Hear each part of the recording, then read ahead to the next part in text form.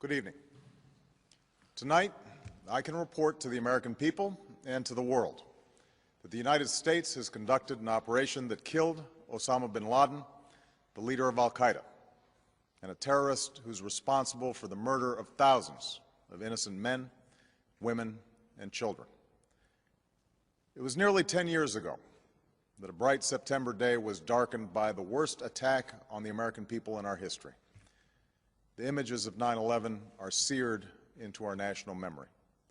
Hijacked planes cutting through a cloudless September sky, the Twin Towers collapsing to the ground, black smoke billowing up from the Pentagon, the wreckage of Flight 93 in Shanksville, Pennsylvania, where the actions of heroic citizens saved even more heartbreak and destruction. And yet we know that the worst images are those that were unseen to the world.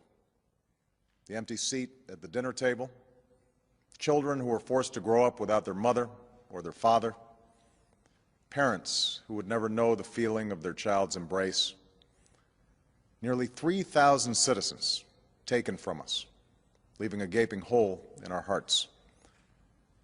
On September 11th, 2001, in our time of grief, the American people came together. We offered our neighbors a hand, and we offered the wounded our blood. We reaffirmed our ties to each other and our love of community and country. On that day, no matter where we came from, what God we prayed to, or what race or ethnicity we were united as one American family. We were also united in our resolve to protect our nation and to bring those who committed this vicious attack to justice. We quickly learned that the 9/11 attacks were carried out by al-Qaeda, an organization headed by Osama bin Laden, which had openly declared war on the United States and was committed to killing innocents in our country and around the globe.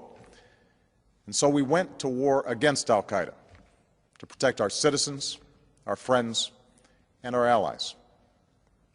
Over the last 10 years, thanks to the tireless and heroic work of our military and our counterterrorism professionals, we've made great strides in that effort. We've disrupted terrorist attacks and strengthened our homeland defense. In Afghanistan, we removed the Taliban government, which had given bin Laden and al-Qaeda safe haven and support. And around the globe, we worked with our friends and allies to capture or kill scores of al-Qaeda terrorists, including several who were a part of the 9/11 plot. Yet Osama bin Laden avoided capture and escaped across the Afghan border into Pakistan. Meanwhile, al-Qaeda continued to operate from along that border and operate through its affiliates across the world.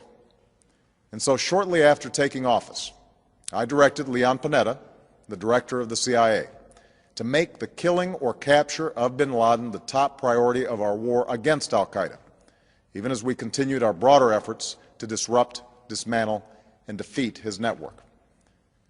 Then, last August, after years of painstaking work by our intelligence community, I was briefed on a possible lead to bin Laden. It was far from certain, and it took many months to run this thread to ground. I met repeatedly with my national security team as we developed more information about the possibility that we had located bin Laden hiding within a compound deep inside Pakistan. And finally, last week, I determined that we had enough intelligence to take action and authorized an operation to get Osama bin Laden and bring him to justice. Today, at my direction, the United States launched a targeted operation against that compound in Abbottabad, Pakistan. A small team of Americans carried out the operation with extraordinary courage and capability. No Americans were harmed. They took care to avoid civilian casualties. After a firefight, they killed Osama bin Laden and took custody of his body. For over 2 decades, bin Laden has been al-Qaeda's leader and symbol, and has continued to plot attacks against our country and our friends and allies. The death of bin Laden marks the most significant achievement to date in our nation's effort to defeat al-Qaeda.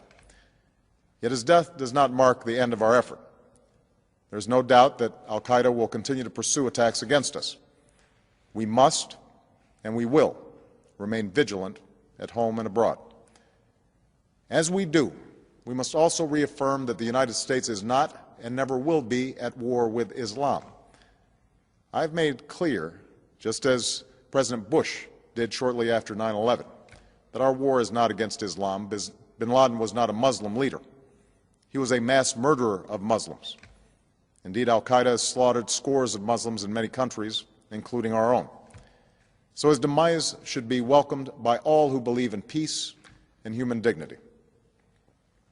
Over the years, I've repeatedly made clear that we would take action within Pakistan if we knew where bin Laden was.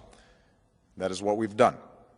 But it's important to note that our counterterrorism cooperation with Pakistan helped lead us to bin Laden and the compound where he was hiding. Indeed, bin Laden had declared war against Pakistan as well and ordered attacks against the Pakistani people. Tonight, I called President Zardari, and my team has also spoken with their Pakistani counterparts. They agree that this is a good and historic day for both of our nations. And going forward, it is essential that Pakistan continue to join us in the fight against al-Qaeda and its affiliates. The American people did not choose this fight. It came to our shores and started with the senseless slaughter of our citizens. After nearly 10 years of service, struggle, and sacrifice, we know well the costs of war.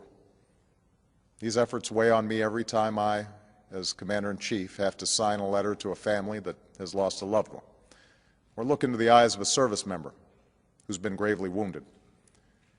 So Americans understand the costs of war.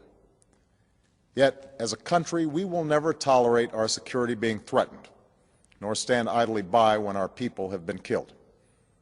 We will be relentless in defense of our citizens and our friends and allies. We will be true to the values that make us who we are. And on nights like this one, we can say to those families who have lost loved ones to al-Qaeda's terror, justice has been done. Tonight, we give thanks to the countless intelligence and counterterrorism professionals who've worked tirelessly to achieve this outcome.